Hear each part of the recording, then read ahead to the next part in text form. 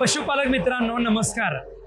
आपल्या दूध व्यवसायामध्ये म्हशीच्या आणि गाईच्या पोटाला येणाऱ्या ज्या काही छोटे छोटी वासरं आहेत, ज्याला आपण रेड्या किंवा गाईच्या पाड्या म्हणतो, या पाड्या म्हणजे त्यांच्यातलंच विभागणी, नर एका बाजूला आणि मादे एका बाजूला, अशा प्रकारचे जर कप्पे केले तर येणाऱ्या काही दिवसांमध्ये आपल्याच गोट्यामध्ये अगदी सुंदर आणि कमी वेळामध्ये जास्त वजन देणाऱ्या आणि गरजेनुसार आणि वेळेनुसार त्यांच्या वाढीनुसार जर आपण आहाराचं व्यवस्थापन जर केलं तर निश्चितपणानं आपल्याला हरियाणाच्या मुर्रा तयार करायला जास्त वेळ लागणार नाही।